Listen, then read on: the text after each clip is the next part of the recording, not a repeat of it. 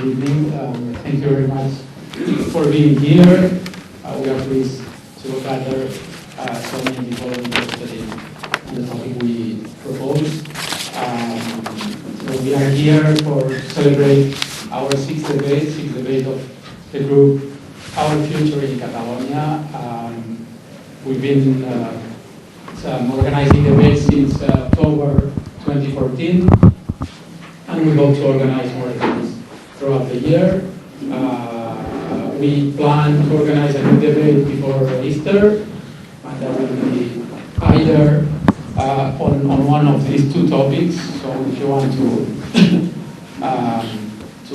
note it, will be either about left and independence or defense and security in a potential independent Catalonia.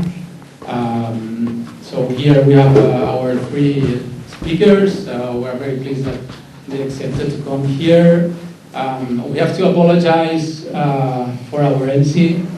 Just a few minutes ago, he sent us a message that he won't be able to come and do the moderation part of the debate. So we are thankful to Jordi Vilanova, one of our members. He's a member of other groups, I think it's Beyond Politics, right? Another debate group, etc. And so we're very thankful to him. I have to say that we planned that this thing would happen. So a couple of days ago, we checked with Jordi Vilanova about the topics to discuss today. So he will be aware of everything that Jose Maria Castellano did prepare for the debate.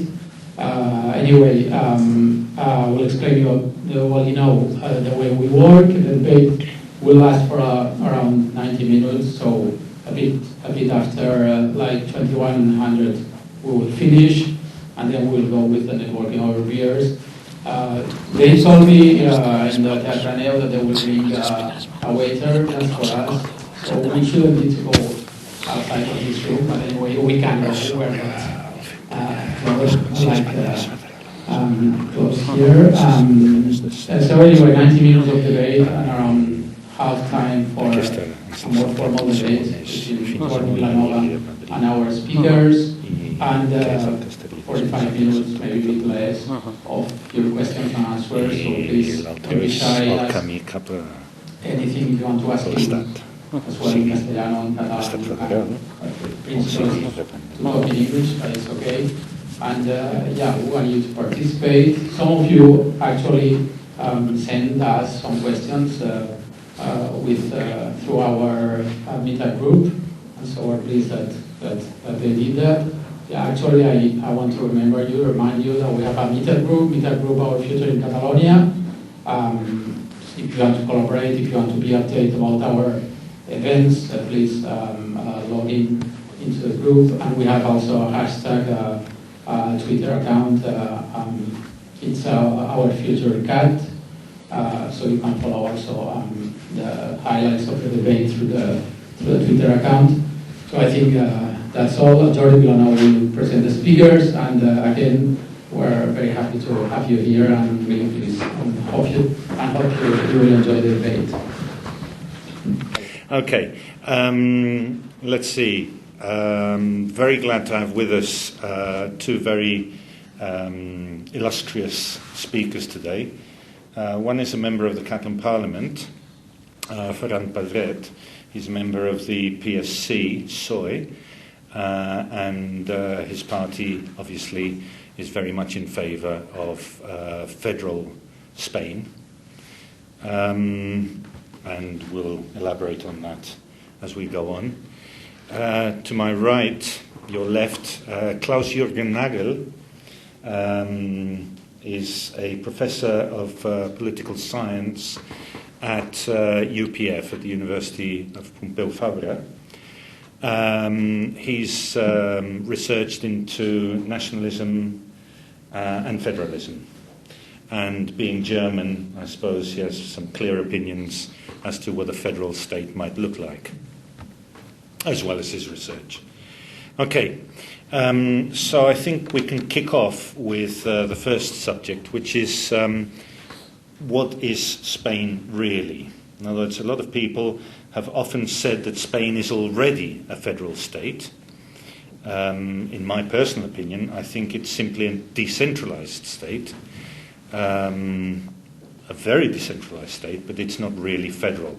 But I think that the experts ought to say what they believe a federal state is, in fact. Okay, so perhaps we can kick off with Ferran Pedret. Okay. Okay. Okay, so thank you very much. Thanks to the organizers for giving me the opportunity of being here, participating in this debate. And also I would like to beg your pardon for my poor English speaking skills. I studied French, so don't believe in me as a trend hunter or trend forecaster. Well, I think Spain is not a federal state, but I think it's not exactly a unitary state yet decentralized. I think it's a halfway of being a federal state. And I think if we look at the delimitation or distribution of powers between the two levels of government, and even if you look at the local government level, you can see that we are at a good standard if we think about federal standards of distribution of powers. But I think the whole of the institutions, the entire mechanisms of federalism are not implemented yet in Spain, and we lack real federalist culture. So we have a way to go, but we think we are half the way, so we are optimistic. Okay, thank you very much. Perhaps you might elaborate on the issue of culture. Yeah. What is a federal culture from your point of view? Yeah. Well, I think federal culture implies mutual loyalty between different institutions. The authentic disposition to negotiate on every problem or problematic issue, and it implies also a culture of dealing with the plurality, not only plurinational issues, but the plurality in a society, not as a problem to be solved, but as a factor that it's good to everyone and every part of the federation. So that's for me a federal culture. Thank you. Klaus-Jürgen, or is that Klaus or both? Klaus-Jürgen. Okay. Perhaps you could illustrate us as to what Academy understands as a federal state. I know there must be very many different federal states, but is there any sort of basic ground level criteria to define a federal state or a state of federal states? Okay, now in Academy people also discuss, no? And there are those that say that the case of Spain, that it is, yes, it is a federal state or even a federation, and there are those that say no, like myself, and there are those that say, well, in a way it is, or it is on the way to be it. I have a whole selection of qualifications from my colleagues here, some of them constitutional lawyers, others political scientists, so you may enjoy them. It is a federal regional state. It is a quasi-federal state. It is incomplete federalism. It goes toward federal democracy. It is a regional state. It's imperfect federalism. It's unfulfilled federalism. It's federalism in the making, question mark. It's federation in the making, question mark. There are some of them are the only quotes, some of them by some very famous colleagues of mine, all of them Spanish or Catalan. So you see that there is discussion. What is up to discussion there? What is the argument in favor? What is the argument against? Arguments in favor usually go like that. Well, the whole country of Spain is divided into autonomous communities. It's not just autonomy for some, like for Scotland or Wales. Autonomy is established by the Constitution. It's not just a law or a decree. It's guaranteed by constitutional court. Usually these people argue that there's a high level of self-ruling powers. In fact, rarely exclusive one, but a high level. And a high percentage of public spending is done by autonomous communities. They have executive and legislative powers. So that are the usual arguments for those that say that is in a way federal. Those that say no, they say, well, the Constitution never says that it is federal. In fact, when the Constitution was set up, federalism was an F word for those that acted. It could not be used.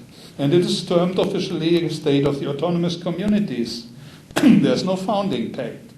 The autonomous communities were created, most of them later than the Constitution. There's no federal spirit, no federal culture, no loyalty. Civil society is only partial federal, not organized on the patterns of federalism. The autonomous communities are not enumerated in the Constitution. They have no role in constitutional amendments. If a constitution is a pact between territories, these territories should have a role when the constitution is changed. They don't have. There's only one state level. There's no place in Spain for a sovereign state of Alabama or a free state of Bavaria. The only state is Spain, and the Catalan administration is part of the Spanish state administration. There's only one state around. There's only one constitution around. The ACs, the autonomous communities, have no juridical power, which is essential for being a state. They don't have provinces, municipalities. They are. Legislation on them is done by the Spanish state. The autonomous communities have no inner sovereignty to organize these entities. They have no residual power. It's not like in many federations where everything that is not given to the federation is retained by the member states. In Spain, that's not the way how competences are divided. There's no tax collecting, except with the exception of the Basque Country and Navarra. The second chamber is a weak chamber, and only a quarter of 25% of the senators are sent by the autonomous communities, so it's not representing them.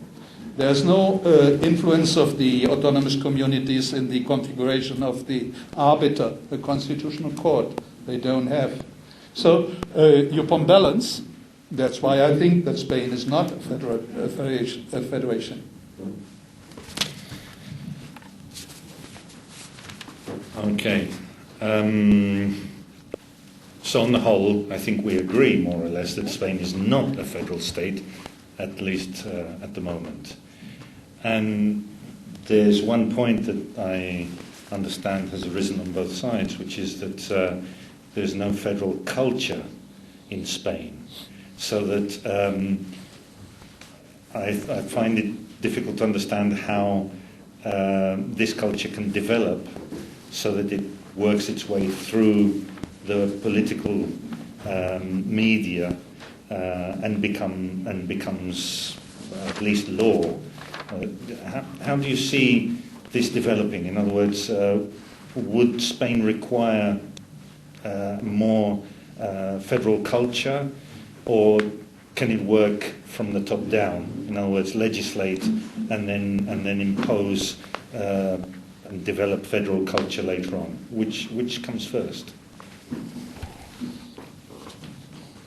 Well, we lack a federal culture, but we lack a democratic culture, and we lack a Republican culture. So I don't think that's impossible to develop. I think, in fact, the autonomous community system has aided to a certain development of that kind of behavior in different institutional levels and among people. But I think we need to go further. And, well, in the First Republic in Spain, a very good federalist, Pi Margall, who was in favor of bottom-to-the-top federalism, was supporting... I'm sorry, he was Catalan, by the way. Yeah, Catalan, like Stanislao Figueras and many other federalists, but they were not the only ones. We have José María Orense from Cantabria, we have Anselmo Carretero from Castilla. We have plenty of federalists all around Spain. But Pi Margall was in favor of bottom-to-the-top federalism, and in fact, that's my view too. But he was supporting the federal constitution of Spain, who was an attempt of a top-to-the-bottom federalism. So I'm trying to be pragmatic here. I think we can develop a federal state, and it's good for a federal state to have a sincere and massive support by the people.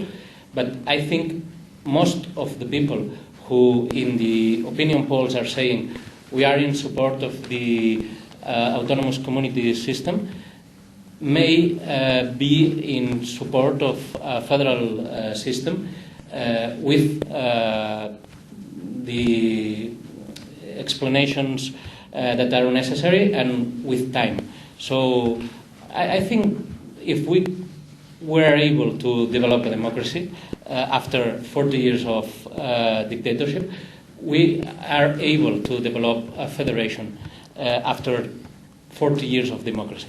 I think it's the logical step to do. Thank you. You did mention that we were lacking democratic culture as well, right? After 40 years. Yeah, but I'm an optimist. Yeah. Okay. Okay. So, do you believe developing a federal culture, whether it's top down or bottom up, is feasible in Spain? Well, in general, there are many people that say that a federation can only be done by a pact. So one of the first conditions would be, it is a pact, no? Foedus in Latin, it means pact, no? So the first thing that you have then to have is the will to pact and the respect to the others. At least you have to respect the other's will as well. No? So you have to, as some federal theorists say, you have to be able to look himself straight into the eyes, not top down from the not upwards. You have to meet on the same level and pact. There you need a certain trust, you need confidence. Now the question is whether such confidence has to exist before the pact, or it can be created by practice. And there are, of course, different opinions on that. You look into history, most of the federations that have been set up, they were confederations before, they had many things in common. What they did not have was more than one nation. In most of the cases, like Germany, United States, Switzerland, classical federations, the process of federation was bringing together pre-existing units, but without a national question, without a national minority or minority nation there. So federation might, at least a symmetrical federation, might work just in those cases where there's only one nation around, but not in the others. There are few cases of holding together federations.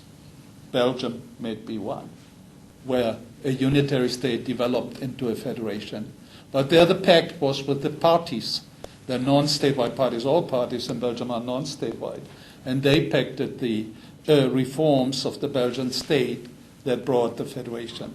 So maybe an exceptional case, but even then, a pact was needed, and the respect towards the pactors. No? Federation is diversity protecting, but it was not invented to protect minority nations. It has to be adapted to be able to protect them, and that makes it still more improbable that such a thing works in Spain. Jordi, it might be helpful if the socialist figure could define what he means by following the top federalism. I've never heard this term before. Or bottom-up, yes. The idea is for some of us, for some of the Catalan federalists, and also for some of the federalists around the world, the idea of federalism is not only an idea of organizing a state in a certain manner. It's an idea of organizing society itself in a certain manner. So for us, it's a principle of social organization. It's related to the ideas of Proudhon, or the ideas of Margall, or the ideas of the workers' movement of building a society in cooperation from one individual to each other, and associate with them, and then associate in a higher level, and then a higher level, until the entire world, in fact. The idea of a federation of all mankind, it's the idea behind the workers' internationalism. That's why the Catalan socialists are for a federation, because we are not only for a federal Spain, we are for a federal Europe, and also, let's dream, for a federal world. So that's why the bottom-up federalism is advocating for a different form of social organization, and then a different form of organization of the administration and the state itself. If I might add, I think that what's known as the new parties, new politics, and I don't just mean in Spain, where the internet is facilitating bottom-up politics. Perhaps it might be more feasible, but it's also very individualistic, so that to be able to federalize, you need federalists in the first place. So you need to convert a lot of people before you can start the process. But anyway, that's a personal... Yeah. I disagree. I disagree. In fact, it's true, you need some kind of support, but we are not talking about, let's say, an ideological exam of the population. Population needs to give birth with a pact, obviously, to a new constitution that solves some of the problems that are being that are being again and again discussed along the Spanish history. So you don't need 12 or 20 millions of hardcore federalists. You need 20 million of Spaniards, including Basques and Catalans, saying, well, that's a feasible or a reasonable way to solve our our life in common. So I don't think you need let's say huge demonstrations. You need to solve the problems. If you solve the problems and you reach a constitution that works for everyone, then you have a federation, and with the time you can develop a real federal culture. Okay. Looks a bit difficult just now because in Spain it's a bit difficult just to get a government together, never mind the people into federation. But, or in Belgium. Or in Belgium, yeah. Yeah. Well, in Belgium there's more mutual respect of the communities, I would say. Let's see. Let's go for the issue of how many Spaniards are around that might be federalists. These are the numbers of Spanish Poll Institute CIS, December last year, representative for all Spain, including Basques and Catalans. People were not asked about whether they prefer federal Spain, but they were asked, you prefer the territorial organization of the state in Spain to be, and the alternatives were, the first alternatives were a state with with one and only central government without any autonomy. 17.0% in favor of that. Second alternative, a state with autonomous communities, but with minor degree of autonomy than they have currently. 10.9%. So we already have 28% that are clearly non-federal but heavily against it. Then we have 38.6. They say we want a state with autonomous communities like that we have currently. If we agree that the current form is not a federation, then we have 38.6 against as well. Then we have those that say, well, we want a state where the autonomous communities have more autonomy than they have currently. Possibly federalists, possibly not. 14.1. And then we have those that say, well, we want a state that would recognize the possibility for the autonomous communities to convert themselves into independent states. 9.4. Including Basques and Catalan there, no? So how many federalists do you suppose you have in Spain? If we look into the parties, how many parties are federal? And how many deputies do they have? How many organizations, if you look into societal life, from trade unions to sports clubs, are organized on federal principles? So I'm really not sure that you have a base for federalism in Spain. If you would have a base for federalism in Spain and federalism converted itself into a symmetrical federalism, German or US model, you still wouldn't have solved the Catalan problem, but that's another issue. Probably you would have a higher quality democracy and more efficiency in Spain. I agree with that, no problem, but you wouldn't have solved the Catalan question. Just to add one little sort of informal, I mean, you've quoted a specific poll. I heard on the news recently, 1 or 2 days ago, that up to 43% of Spaniards would be in favour of Catalonia holding a referendum. The question is, what would the question be? But at least they'd be happy with a referendum. Ferran, you wanted to mention something. Yeah. Let's not be tricky about the numbers, because, as you said, the Centro de Investigaciones Sociológicas doesn't ask for the preferred state system, federal or unitary or things like that. And assuming that all the people who is in favor of the autonomous communities is against federalism, I think it's going maybe too fast.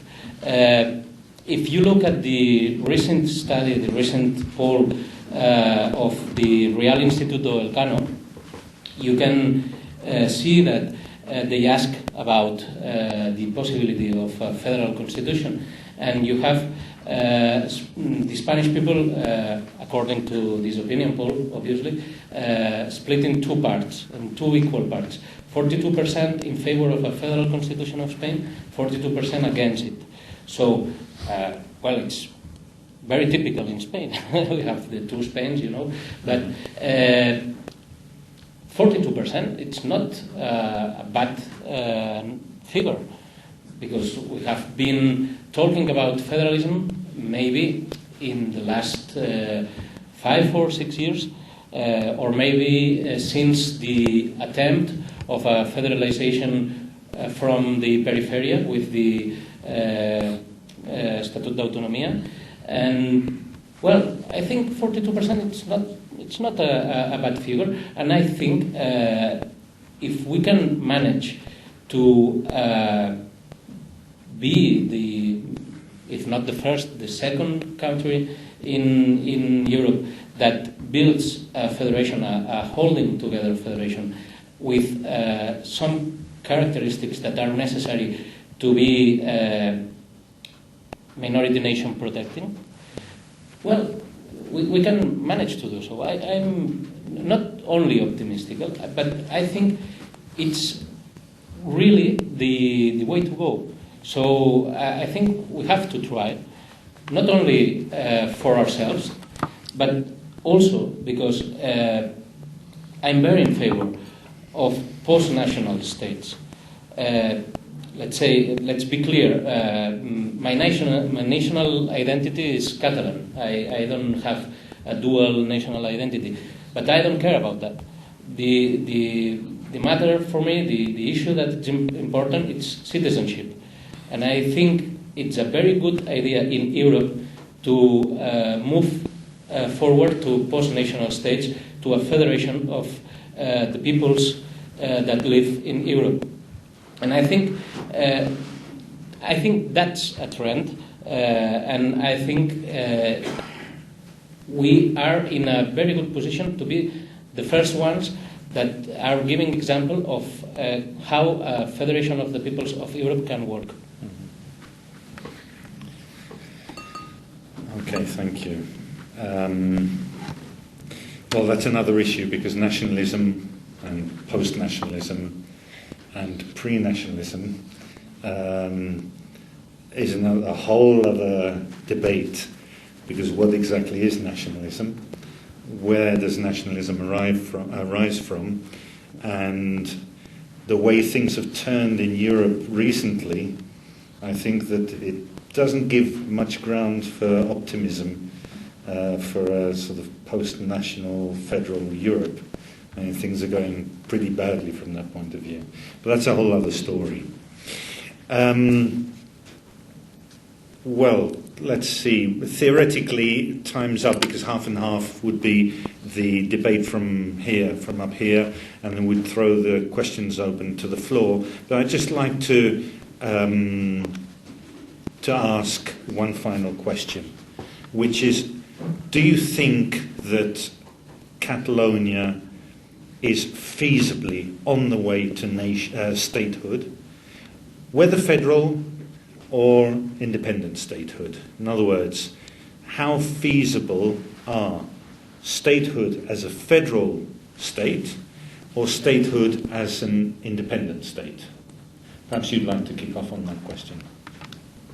Well, perhaps both are improbable, but I mean, federation of Spain in an asymmetric way perhaps is even more improbable than Catalan independence. Short and succinct. Well, in fact, I think both are feasible. So, yeah, I think I'm not between... Politician, I'm a political scientist. Yeah. but I'm not among these people who are against independence and say independence it's not possible.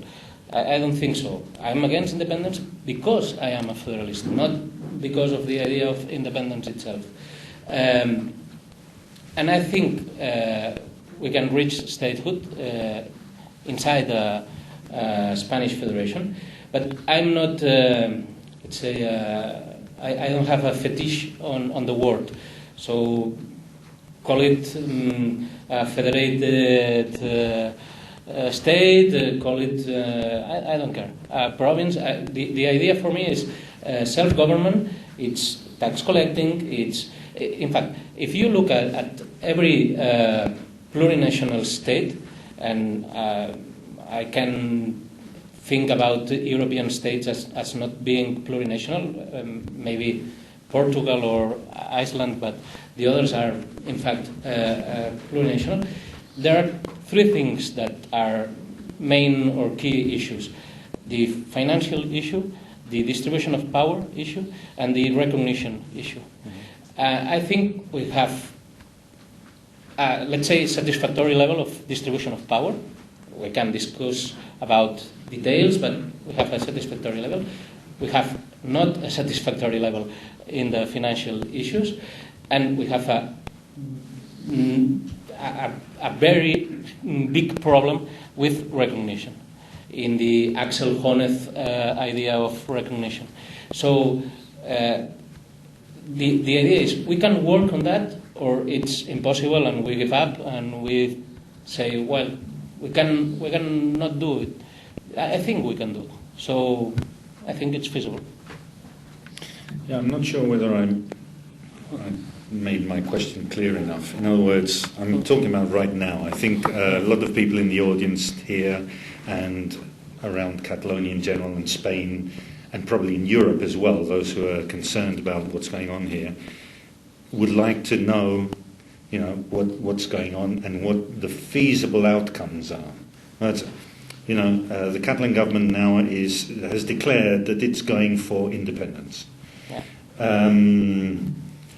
Is this feasible?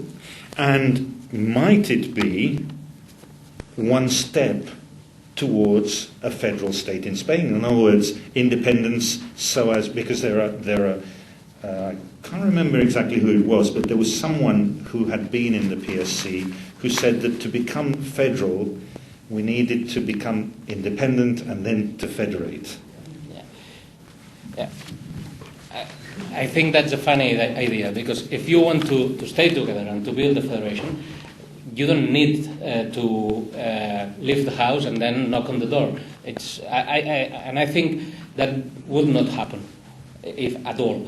And I think it's kind of tricky for the pro-independence field, because it's like saying you have to help me to get a federation, and you have to give up of your dream to become a nation state in Europe. So I don't think all the people who is on the streets demonstrating for independence the day after independence, they will think, okay, let's talk about returning to Spain, but in a different way. I don't think so. So I think it's not feasible that Catalonia becomes independent in the way that the Catalan government is trying to do. I think it's very unclear. I think it's very difficult to avoid internal conflict between Catalans, let's say political conflict between Catalans, about a unilateral declaration of independence. I think it's very difficult the way they are trying to do. But in the future and in another context, I don't know. I think it's possible. So again, I'm not against the idea of independence as an idea. I think it's not the solution for the main problems of the Catalans, statehood. I don't think that a new country, a new society is born by the fact that having a state. So. Okay. You mentioned that neither are feasible, but one is slightly more feasible than the other. Probable. It's another thing. Okay. But you said that one was a little more probable than the other. Mm-hmm. Yeah. How probable? In other words, I want to get big. How do you see the immediate future or midterm future for Catalonia and Spain? Oh, I have no crystal ball. No, but how do you see it? I don't know. I mean, I think that federalism had a real chance before 2010, when there was at least a minimum will. It's a center to peg. at least by one of the major parties, which of course isn't enough to change the Spanish constitution. As we all know, there was a simple majority. You cannot do that, and you haven't that simple majority. You're far away from a simple majority, and even far away from the overall 2/3 majorities that you need for such a constitutional change. And I can't really see in Spain the political actors that are going to pact with Catalonia, particularly if it is a pact between two equals. Therefore, the idea of you have to become first independent in order to pact afterwards is intellectually an attractive one, of course, to say only then we are on the same level, recognized by each other to be on the same level, and can then have a fair pact between equals and look one another straight into the eyes and not up down. Since 2010, and you all know, I think, what happened then, I think the probability for a federal reform in Spain are going down, not only, but also because of the sentence of the Constitutional Court, also because the actors are changing, also because in Catalonia, then, independentism surged up and is now the preferred option with a relative majority. Since then, independence had a better chance. And I think also that the development in Europe, where states inside the EU are getting again quite strong, that the attractivity then to be a state, to be part of a federation of states in Brussels, so that is also attractive because it seems to be the only way to participate in issues of control of globalization effects. Okay. Anything to add? No? Maybe we can discuss with the... Okay, so I'd like to throw this open to the floor. If there are any questions. Yes, at the back there. I don't know, is there a mic? Is there a mic? About the bottom to top federalism, and I would assume that means bottom to top democracy as well. So would you be in favor of the right of the Catalans to decide? Do you believe in bottom to top democracy? Presumably that would include the right of people that has been conquered by force of arms to decide whether they want to continue in that entity. I'm for a Canadian solution, or kind of Canadian solution. I think we can find a solution adapted to our society. In fact, the issue of secession from democracy is an issue very discussed in academic literature, and it's not easy to have or reach a compromise between different views of that.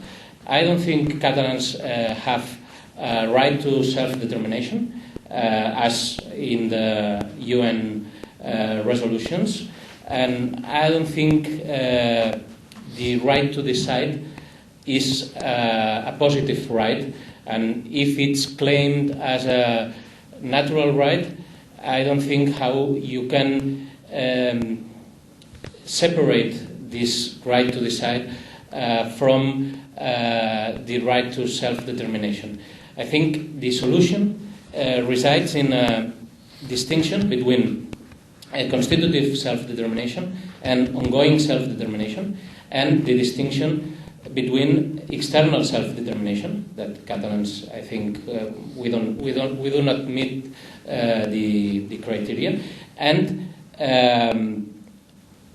internal self-determination. I think if you think the Spanish democracy as a Spanish democracy that cares about ongoing self-determination and internal self-determination, even if the Spanish Constitution doesn't allow a secession referendum, you can find a solution, because there are very few constitutions, even in democratic constitutions, that are allowing or forecasting secession referendums. But it's possible to find a solution.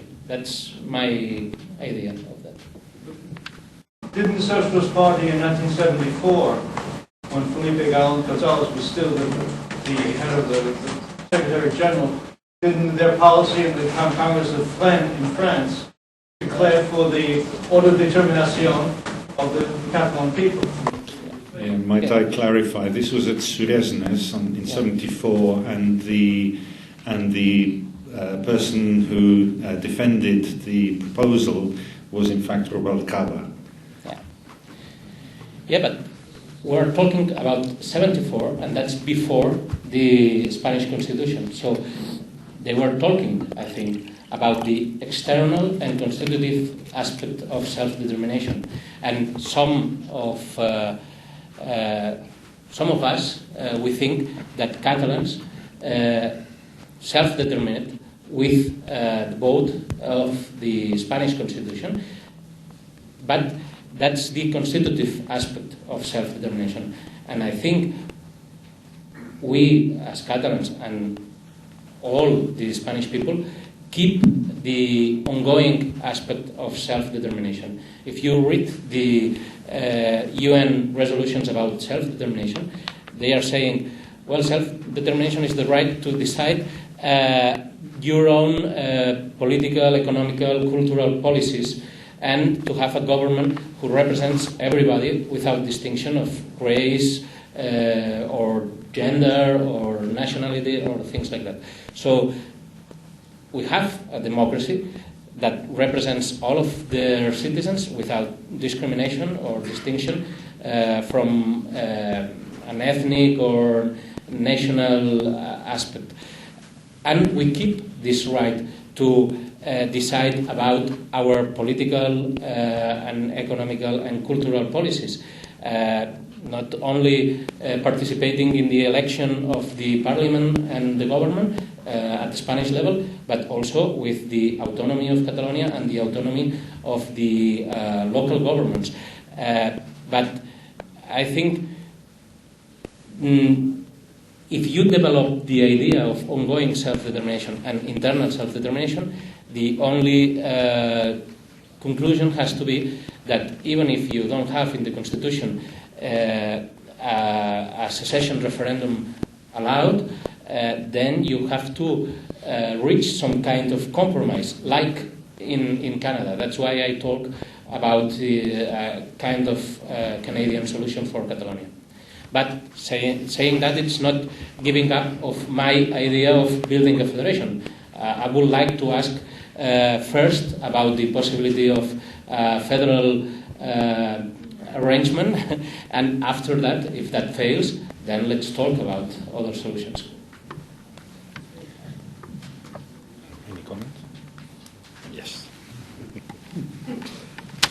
Well, self-determination and democracy have often been mixed with each other since Woodrow Wilson spoke about this right in the First World War, democracy and self-determination. The question here is whether there's a right to secede, whether this is also included in the self-determination. And that's a question here. And there, of course, the UN only grants this right to former colonies in the frontiers of the colonial powers had established before.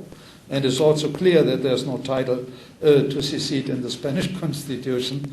Neither is there such a title in most of the constitutions of the world. That is, I think, clearly to be admitted. The Canadian Constitutional Court was asked by the Canadian government whether Quebec had a right to secede. And the Canadian Constitutional Court said, under international law, there's no such a title for Quebec. Under the Canadian Constitution, there's no title for a unilateral right to secede. But if the Quebecers would give a clear vote on a clear question in favor, there's a title for them to negotiate this with the Canadian government. Of course, such a thing is unthinkable in Spain. Neither the Spanish Constitutional Court would have such an opinion, nor the big overall majority of the Spanish population nor the main actors of Spanish politics, including the main parties. So that is, I think, here the difference. I can easily, as a political theorist, I can easily imagine asymmetric federalism where some of the member states would be nations and others not, and those that would be minority nations, because they are minority nations, have to fear majoritization, would be treated differently. But the problem then usually is that the majority always would say, democracy on the overall level, let's count the votes. Or would say, democracy on the overall level, let's get to the second chambers and count the senators and those that were represented, those states then that, of the majority nations would always have the majority. So that would not be helpful if there would not be special arrangements then that make it, therefore, uniformity would not be helpful. You need to have trust, as we said, and in a national conflict, trust is difficult to have, and it asks a lot. It asks really quite a lot of the majority to say, okay, we are the majority, but in terms of some of our politics, in terms of national recognition, we are we admit that you are a nation, and we in these terms we treat you as the same as we are, and we are not regarding you as a minority. No, we look straight into your eyes, and we are both partners, even if one is more numerous than the other. That's really to ask a lot. And I think, at least in these moments, and I think during a lot of time now, I think it's to ask too much from the Spanish minority. There was a question down here. When you say, for instance, the Spanish government should look eye to eye to the Catalan government, as if that Catalan government would already be presenting a clear majority of the Catalan people. It doesn't. It doesn't. Just a moment. Would you like to comment on that? There's one comment I'd like to make, which is that the Catalan governments, in plural, have asked several times for a referendum in Catalonia. So what you're saying is through polls. What you're saying is that there is no clear majority, that there's a deep split. We don't know exactly what this split looks like until there is, in fact, a referendum. And this referendum has been requested several times. Yes, I agree about that, but we had a very clear question in the last election. Well, I think if you want to look about the split among Catalans about this issue, you have to look at the parliament. If you look at the Catalan parliament, it's very clear that there are different views and opinions about not only the idea of independence itself, but about the way the Catalan government is trying to reach independence. So, well, in fact, I think a very important decision like becoming or not an independent state has to provide a sufficient majority. And if you want to move forward with the with fait accompli, then you have to think about the left behind, because if the Catalan government goes the way it announces, I will be left behind. I will not agree with a unilateral declaration of independence. So you are saying that then the minority, there is a vote for independence, there is a majority, that we are supposed to follow what the minority thinks? This is democracy? Because what you are saying... Democracy is compromise. Democracy is compromise. Excuse me, democracy is compromise. Because it's a surrealist moment that you are making these comments, because you are talking about legitimacy of the government in Madrid with 30% of the population of votes, of 40%, and you are telling that there is not legitimacy for the Catalan government with 88% of the vote. Please let me... 48, sorry. Yeah, please let me, because I didn't discuss the legitimacy of the Catalan government to try to build, But I don't discuss the legitimacy of the Catalan government or the political parties supporting the Catalan government to try to reach their political goals.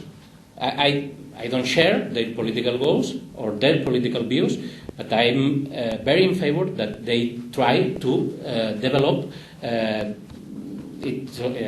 own platform. So, but I'm saying that if you are trying to go ahead with a unilateral declaration of independence, and you are trying to, let's say, bypass the constitution of the country, then you will not be followed by a wide majority of the Catalans. And no, yeah, but an assumption. No, an assumption based on the recent Catalan elections. Yeah? No. I'm not talking about the. I'm not talking about the results of an hypothetical plebiscite in the recent elections. I'm not talking about yes or no to independence. I'm talking about yes or no to a unilateral declaration of independence. And I'm very sure, because I discuss with my colleagues every day, even with people who is pro-independence and people who is against independence, I'm convinced that there is no majority between the members of the Catalan Parliament, neither between Catalan citizens, to go or move forward with this kind of, let's say, roadmap. I don't think so. But that's my opinion. That's it. And I think also that if you are talking about federalism and you only conceive federalism as made between two independent, let's say, political entities that are agreeing to form a federation, then you are not talking about all the ways that federalism can be reached. If you talk about Germany, in fact, the different Länder were not independent at the end of the Second World War. They formed a federation. I don't dare to say that's a holding together federation, because if you look at the history of the formation of Germany, you can see all the kingdoms and things and duchies and things like that in Germany. But at the end of the Second World War, they were not separate and independent states. They formed a federation, and I'm pretty sure that they were not able to talk about a real federal culture back in '48, but they have now a federal culture in Germany. So let me hope that we will be able to form our own federation with our own institutions and with mechanisms to protect minorities that are thinkable, that are feasible, because you can think about the constitution guaranteeing that the core of the constitution cannot be modified with the agreement of the different states or with a majority in a referendum in every different state and not only in the entire country. Well, on this secession issue, it's sometimes, I mean, the Americans have this beautiful expression, I don't know whether you know it, no? Catch-22, no? Catch-22 being a situation where you can't really get out, no, either way, no? And I think that what the Spanish government has produced is such a catch-22 situation. First, not allowing a referendum, and then often saying, well, but you don't have the majority. And first, preventing that you can test whether there's a majority, and then saying, you don't have any. No, so that these kind of strikes to be unfair catch-22 situation where there's no outcome and where the only outcome left is then to go by other ways and then in the end vote on the Catalan constitution or whatever, because that's the way that it is left to you. No, so there are even people that say, okay, even if there was not a right to secede before, if there's no after the test of the statute reform, it is clear that no true negotiation on enlarged autonomy and national recognition and so on can take place. Then if there's no true negotiation can take place, you don't have a right to secede, then perhaps this is a reason why you have a right to secede. That is a just cause. No? Maybe the Spanish government by that is kind of constructing a just cause for a secession because of the outcome of the statute negotiations 2010 and because of not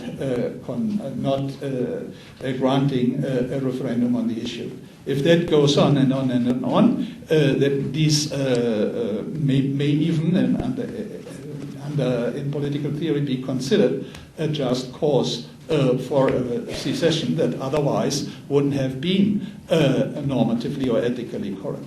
So this is, I think, an interesting perspective that you can also develop in political theory, considering that the prolonged no to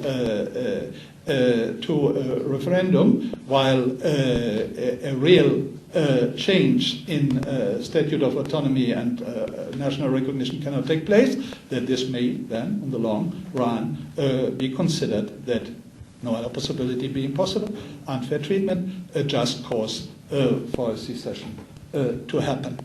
Whether Germany is a federation or not, there are even federal theorists that says Germany is no federation anymore.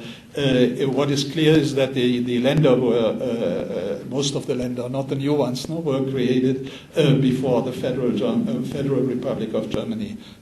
So they were there. And that all the parliaments voted on whether they accepted the federal constitution. Anyway, as I said, a symmetrical federation like the German one or the United States one is not really made to accommodate plurinational situations. On the contrary, the development of symmetrical federalism in Germany and the US was meant as a nationalizing project, a nation-building project, considering that some diversities, for example, religion, dialect, and so on, could of course go on, and political preferences and so on could go on, and should be protected. But it was not set up, it was never set up to protect a minority nation against continuous majoritization. Thank you. The gentleman down there? No, that's okay. The gentleman there. Yes, well, Franco died more than 40 years ago, and the Constitution is more 38 years old by now. I didn't vote the Constitution because I was not of age at that time. Now, since then, the Socialist Party has held power in Spain for most of the time. However, it has never been able to design, to give us a more or less clear picture of what Spanish federal state should look like. Even the declaration of Granada 3-4 years ago is very vaporous. It doesn't specify anything, and the Socialist Party only begins to talk about the federal Spain when there is a growing movement for Catalan independence. Now you have expressed yourself as an optimist towards walking towards a Spanish federation, but I don't see what grounds can you offer us for credibility for your optimism. It looks like that your optimism is based on the air, because if a word such as nationalities, which is contained in the Spanish Constitution, it is absolutely empty. That is the truth. That is what has happened in Spain since then, since the passing of the Constitution. So why on earth are you asking me, for instance, to give credit to your optimism?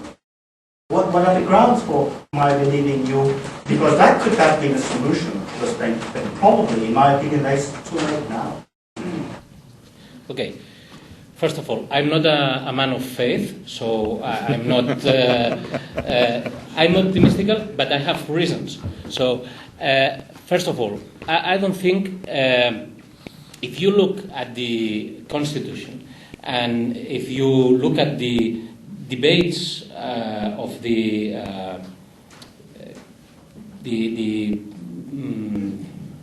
constitutional period. Then you will find that the word nationality is not empty at all. It was designed to give some kind of solution to the issue that for 2 centuries has been a recurrent issue, the national issue in Spain. And it was designed to satisfy the claims of the Catalans, the Basques, the Galicians, and the territorial organization in the Constitution was meant to solve these problems about the historical nations sharing the Spanish state.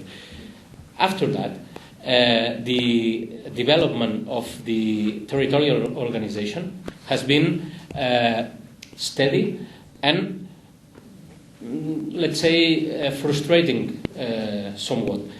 But not because we were not working towards a certain type or kind of federalism, because as my colleague here has stated before, there are people stating that we have an imperfect federalism, a quasi-federalism, etc. We have agreed that we have not a federation, but in some we have some sort of a federation. In the making, in the building, I think we are far away from a real federation, at least a federation that I can imagine that works in Spain, but we have moved some steps towards a federation. And I think the Socialist Party has been part of this process of federalization of Spain, not only with the constitution and the development of the autonomous community system, but after that giving support to the second wave of decentralization with the second wave of Estatutos de Autonomía. And saying that, it's not saying that all is done or all is good. I said before that there are 3 main issues in a plurinational state: the distribution of power, the financial issues, and recognition. I think we, the Catalans, have tried to reach recognition in a wrong manner by claiming for more power, and obviously, if you claim for more powers and you have powers on healthcare and things like that, and education, you need money. So claiming for the financial issue. But I think recognition cannot be reached only with the distribution of powers. That's why I try to grasp the anger about the Café para Todos issue.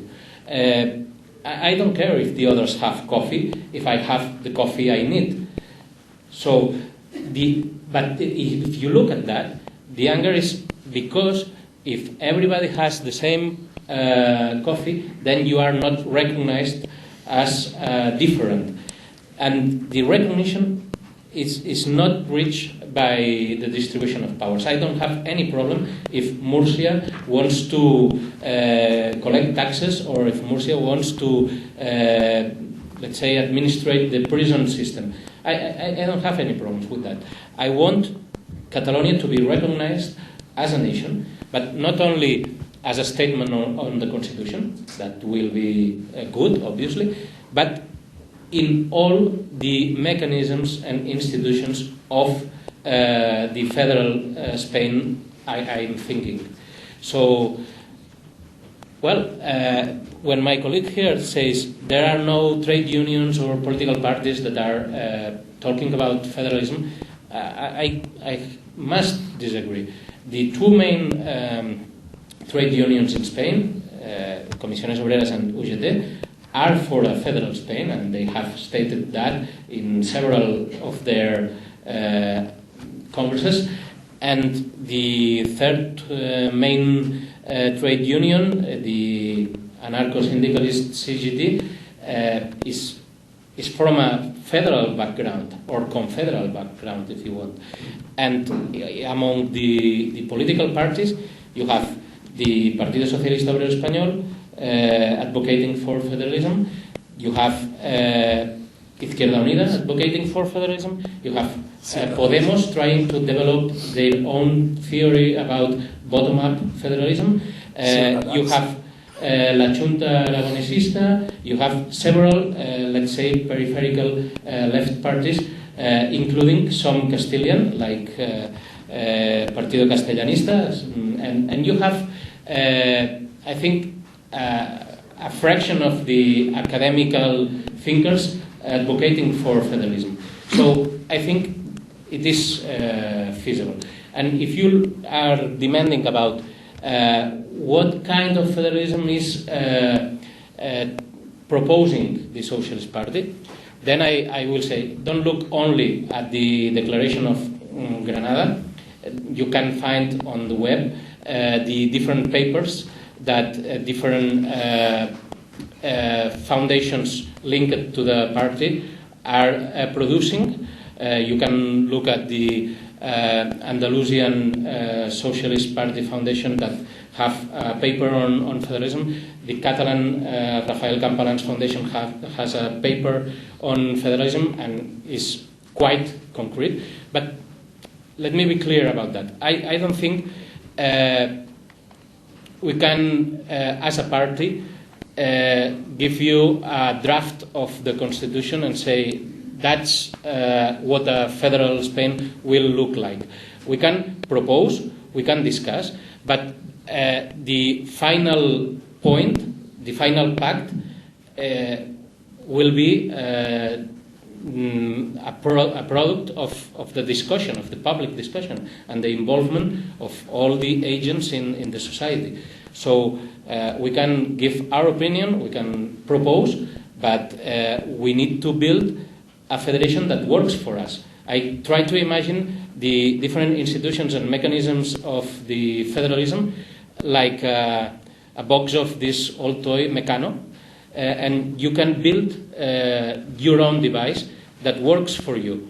And if after that the people that are on the academy need a new category on their taxonomy of federalism, well, that works for me. The idea is that we solve our problems. And obviously you can imagine what can expect if I introduce a territorial senate, or what it's expectable if we introduce a residual clause on the constitution, obviously.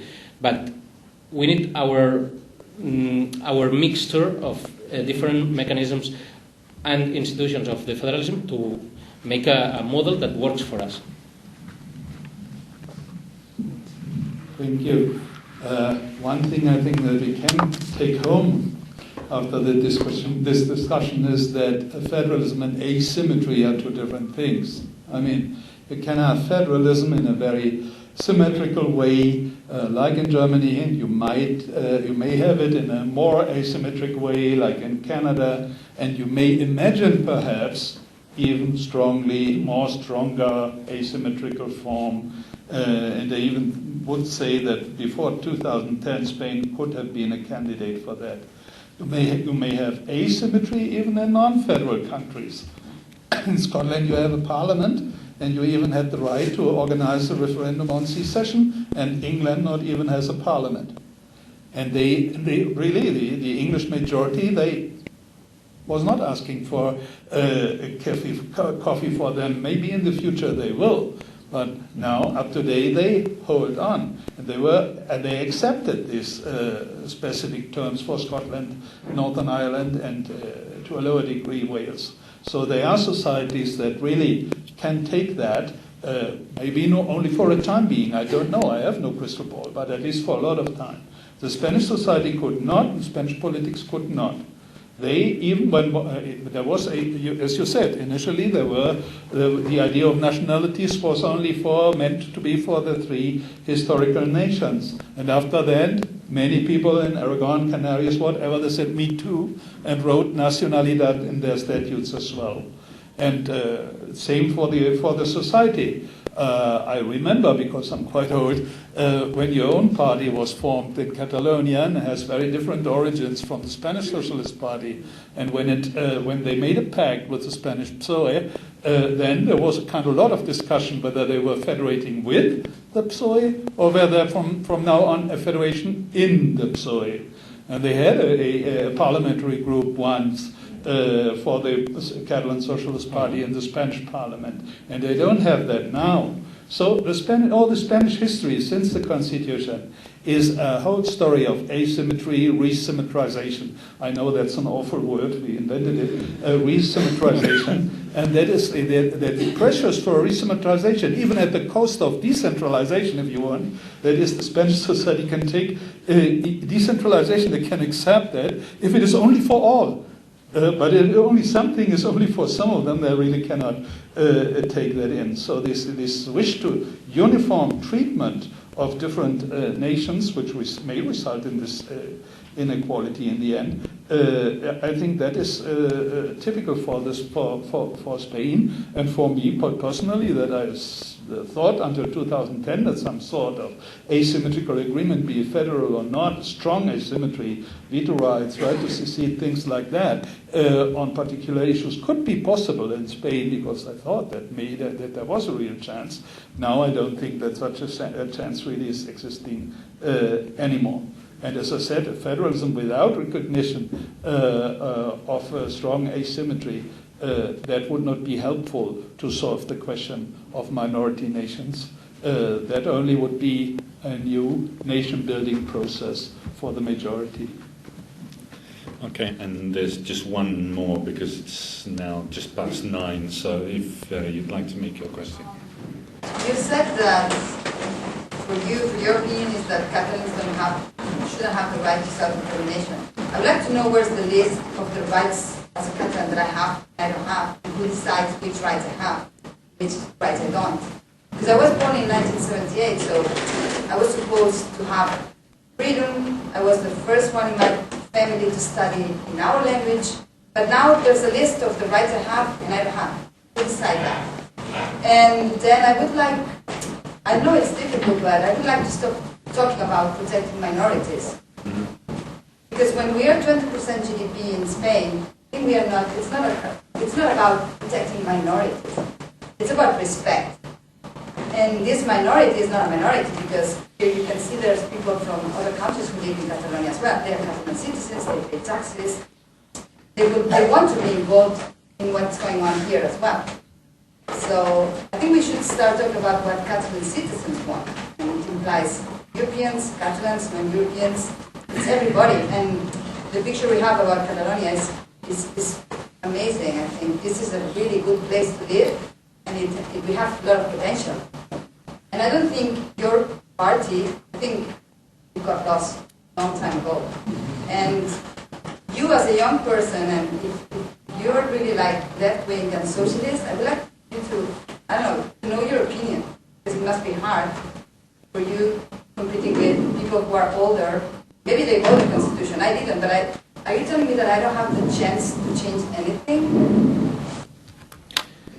Well, first of all, the right to self-determination, as I was talking about, is in the resolution 2526 of the United Nations, and then you have some further developments of these ideas, not only in UN related organisms, but also in the Venice Commission and things like that. And I'm not the one saying that Catalans doesn't fulfill the items for self-determination. I think it's clear enough because the pro-independence field has built another, let's say, concept to try to avoid this difficulty, to try to bypass it. And they are talking about the right to decide because they know very well that if they were talking about the right to self-determination in the way the UN does, it's difficult to state that Catalans have the right to self-determination. And after that, I say that the right to decide is not a positive right, and I think it's also easy to see because it's nowhere. It's nowhere right to decide. So the right to decide is not a positive thing. No. It's, perhaps you might explain what it's positive technical. and It's negative technical. is. I'm wording it from a technical point of view. I'm not talking about positive or negative. I'm talking about natural. Yeah, but listen, please. I'm talking about natural right or positive right. It's a total different aspect of it. By meaning, by saying it's not a positive right, I think it's not. Well, in a textbook. Not in a textbook. It's not in a textbook. It's not in a constitution. It's not in a law. It's not, but not in Spain. It's not in a law in all the world. So no. It's not. Yeah, okay. It's just a manner to claim for something that I think it's perfectly understandable that people are claiming for. But I said before, it's not easy. The issue of self-determination in a democracy or the issue of the right to secede in a democracy, it's not easy. There is a huge discussion about people in the academy, people in politics, all around the world about this particular issue. But I was trying to give my opinion that if you look at the internal aspect of self-determination and if you look at the ongoing aspect of self-determination, you can find a solution similar to that the Constitutional Court, the Supreme Court of Canada has given. Going further than the questions of the Canadian government, and I think that is very interesting. Excuse me, the second part of the question was about the Socialist Party and if it's hard for me. Yeah, because I think that you being younger than the ones who represent the political party, it's hard to believe, as you were saying. Well, I'm not it's much hard more. to take credit, so you must have really different opinions. I'm not much more younger than Pedro Sánchez, for instance. I'm pretty much younger than Miquel Iceta, but there is plenty. Yeah, but I understand. But there is plenty of people of my age in my party, and yeah, well, you know the TVs. You know the TVs only follow the leaders. So I'm not on TV. Maybe on YouTube, but not on TV. So it's difficult for me. Yes, people who has let's say an complete certainty about all of it's people that maybe is a bit fanatic. I have doubts I'm in a party, and I don't share all of my party does or all of my party thinks. I have been in minority in my party, and I have been in majority. I'm in minority now in some aspects. I'm in majority in other aspects. I think everybody that is in a party has a situation that goes that way. So I'm not an exception. But I think democracy is not only think about changing the rules of the game, but the possibility of changing the game itself.